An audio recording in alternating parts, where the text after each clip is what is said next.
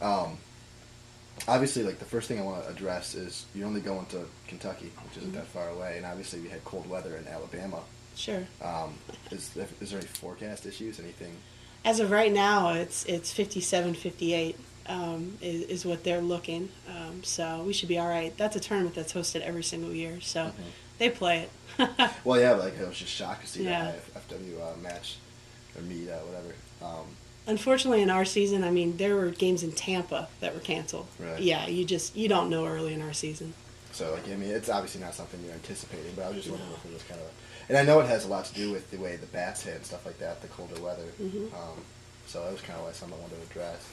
But you'll play Indiana State, Western Kentucky, the home, obviously Moorhead and Murray.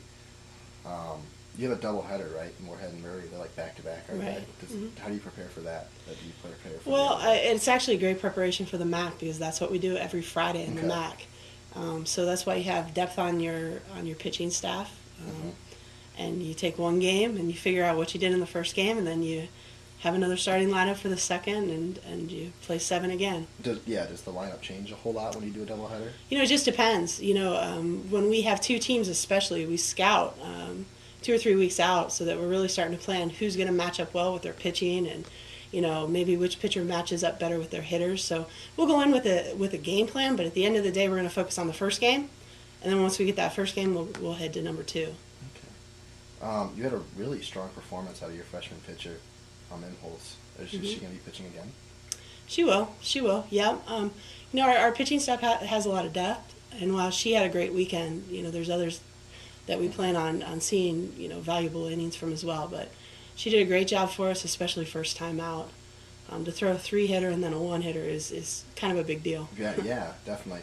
And the other one versus the Auburn, you had another freshman pitching too. How many freshmen do you have pitcher right now? We have 2 pitchers that are freshmen. 2 freshman pitchers. Yeah, and then we have a sophomore and a junior. Okay.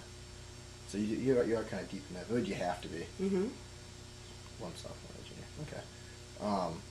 But yeah, you expect her to come out and pitch at least a couple times this classic, this spring classic.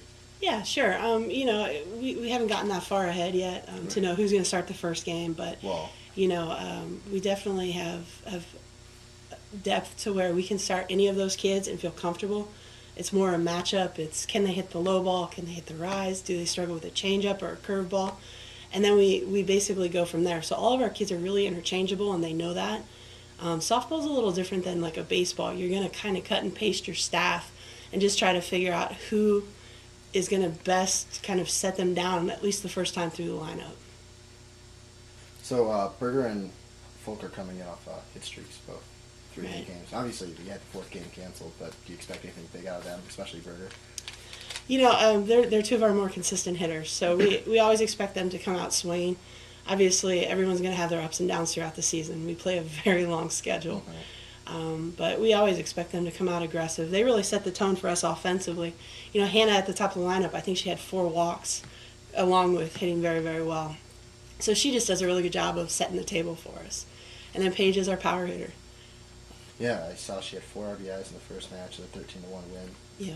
Which that's got to raise your confidence a little bit. I mean, from what I read, and it was just some statistics that John put up online on the athletic page, was that you hadn't beat a team by more than 13 runs since Detroit last year, and you hadn't shut out a team since Detroit last year too. So to do that both in the same weekend, more or less, I guess you got to have some confidence, right? Yeah, I think it was a good start. Obviously, we know the season's early. There's still a lot of improving to do. But was it a great first weekend? Absolutely. Are our kids feeling good about what they did? Yes. But we also know we have a week and a half to continue to get better for the next round of games. We're going to focus a lot on some of our hitting aspects in terms of making sure we're always aggressive, hitting runs, bunting runs. A few things that when, the runs don't come quite as easy as they did, that we can manufacture runs.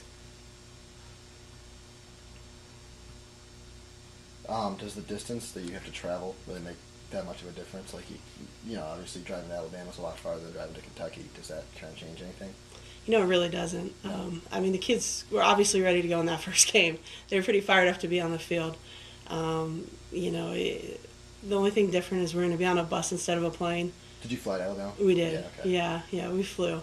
But it still ends up being a long day. So, we talk about flexibility. That's softball. Some Right. days you're going to be on a plane, some days you're on a bus, some days it rains, sometimes it's 80. Who knows? I mean, I guess you kind of got to get used to that, especially with such a long season and, Right. and all that.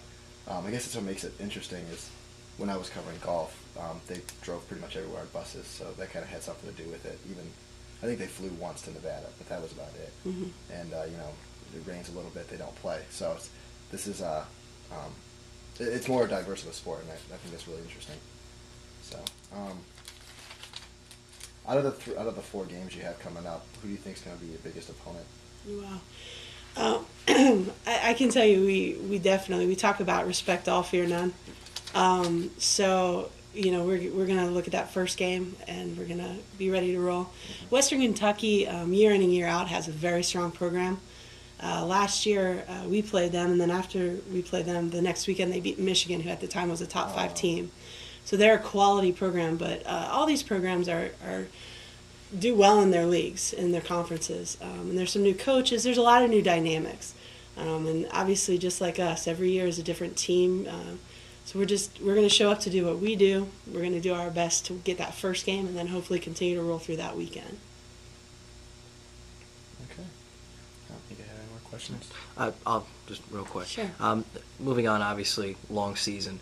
Looking back at the opening weekend one more time, what did you like the most out of what you saw from your team, and what do you think you can improve on? Yeah, I think what I like the most is that we were aggressive overall. There's one inning that we'd love to take back because we sat back on our heels, and that was in the Auburn game. Everything else, we came out playing our style of ball. We came out aggressive, went after them as pitchers, went after the pitchers as hitters. And defensively, overall, we did a pretty good job. What we want to improve is we want to cut down. We had infield errors that were not great errors. They weren't hard hit balls. We just didn't take care of it. So we're going to continue to work on staying through the ball and being aggressive defensively. We're definitely going to work on our offense in terms of manufacturing runs. Because like I said, not every game you're going to have the double-digit hits and the 6 runs and all that fun stuff. And just continue to work on the fundamentals. I mean, fundamentals, I was just watching the video today. Against Alabama State, we scored 3 runs by having good base running. So we're going to continue to focus on the things that we can control. Okay. All right, Coach, thank you so much. Thank you. Appreciate it.